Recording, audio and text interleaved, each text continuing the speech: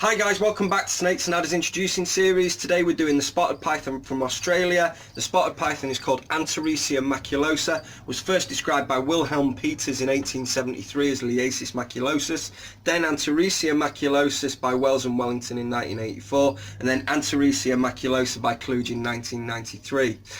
There is 4 species currently recognised in the Antaresia genus. There's Antaresia maculosa, this snake, Antaresia childreni, the children's or faded python, Antaresia stimpsoni, the Stimpson's python, or Antaresia pathensis, the anthill or pygmy python. So when these animals were previously listed in Liasis, they were listed as one species. The Stimpsons, the children's and the spotteds, they were all grouped together in Liasis childreni, and there was no differentiation made. Liasis pathensis already existed, and that was the Anthill python. What was proposed by Wells and Wellington's paper in 1984 was that there was the creation of a new genus called Antaresia. They used the name of a star from the Scorpio constellation called Antares and then made it Antaresia. So the problem is that would have all been well and good, but it was steeped in controversy because at the time Laurie A. Smith also published a paper that split the genus, a proposed new genus, into 3 new animals. Again, Stimpsoni, childreni and maculata. So weirdly enough, there was this controversy and there was petitions to try and drop Wells and Wellington's work. Well, in actual fact, now it's all shaken down and been organised. Nearly everybody accepts the genus Antaresia, which is Wells and Wellington's work, but the 3 species names, childreni, Stimpsoni and maculosa, which were Laurie Smith's work, they've been adopted as well. So all's well that ends well. It's like a half and half job, so that works out okay. Spotted pythons are the largest member of the Antaresia family, with records hitting just a little over 5 feet in length. This is beyond the norm. Normally it would be anywhere between 4 and 4.5 feet. They have voracious appetites and they grow quickly. They're incredibly good feeders. They wrap and actively constrict their prey, and they're just superb to work with and make great specimen pythons. With the size as they are and the build that they are, they're actually very reminiscent physically of maybe one of the Mexican kings, such as Lampropeltis theri, or Leonis as it is now, in size and build. Although considerably stronger, you can really feel a difference in strength. They've got polished scales with no noticeable keel. They've got a off-white porcelain ventral scales, and then these roughly marked out spots all the way down the back. There are localities that some people covet. One is Cape York, which is right up the very north on the Cape York Peninsula, which is the rainforest. These seem to have a bit more of a golden base colour, and a lot of the times they can form into dorsal striping down their back. There's also a granite phase, which is incredibly coveted but very, very hard to find, and these are high value animals. So in their natural distribution, they go from Cape York in the very north through Queensland down to New South Wales, and a variety of habitats that they would occupy. So that would be rainforest, grassland, woods and rocky outcrops. Particularly what these and their cousin the children's python are probably most famous for is they seem to hang around in the mouths of caves, literally hanging around to see if they can catch bats as they fly out, and they are bat consuming specialists. So that's a pretty cool skill.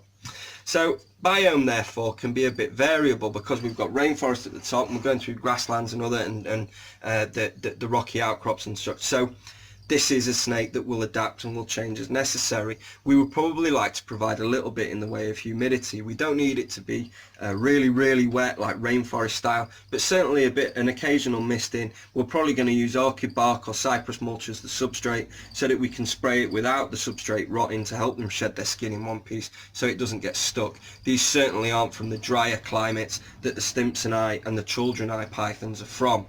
Temperature range: hot spot about 33 degrees, they would cool down to 26 degrees. Generally, if we're going to be raising babies, because they're so small, I will show you a baby children's python in a moment just to show you how small they are when they're born. They really are going to be best raised in rubs or similar, only small containers. They'll get lost in anything bigger basically. But don't panic, they do grow on well and they establish reasonably quickly on food, although they're born with good sized yolk sacs, so you may require a little bit of patience before they get going. Only 2 species are recommended for the beginner from the Antaresia group, Antaresia maculosa, this species, and Antaresia childreni, which I will show you in a moment. These animals generally will go on to pinky mice without scenting or any faff or any problems, and will make great snakes. The Stimpsoni and Pathensis are tiny, and they are lizard and frog specialists, and they really can be a pain in the backside to establish on pinks in the early days. Once they're going and feeding, they're okay, but as a beginner you do not want to be taking on a Stimpsoni or a Pathensis unless you have access to some of these more specialist food and prey types. Cycling isn't particularly complex. You're just going to gently cool them down through winter. Will shorten the photo period. That seems to be enough to get them to cycle and ready to go. Northern hemisphere, we just follow our winter cycle. They seem to follow whatever we do, and barometric pressure seems to be a good indicator. For such a small python, they're very prolific, with litters anywhere from sort of 12 to 25 is what I've seen quoted. Personally, I've produced 28 from a single female, so I would put the upper number at around 30.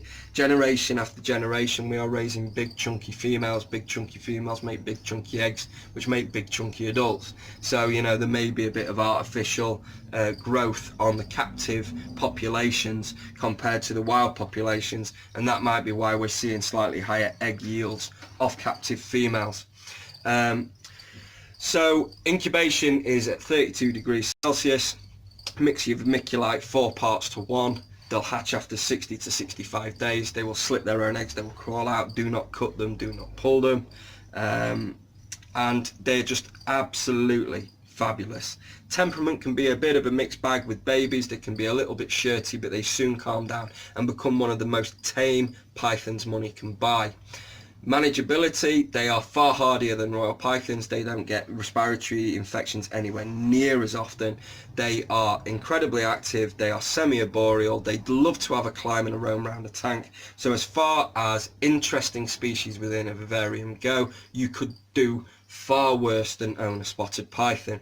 So let me put this little chap temporarily away, and I'm going to show you the problem that we have with certain Antaresia snakes. So this is actually a now reasonably grown on children's python. This is established and taking pinkies readily at this size.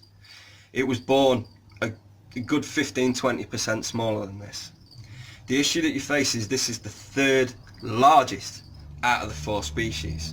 So one can only imagine what Stimpsoni and Pathensis are built like when they come out of the egg.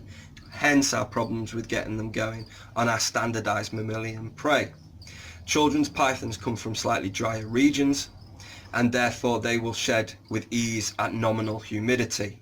But they might require a slightly higher basking spot, say 34 degrees Celsius.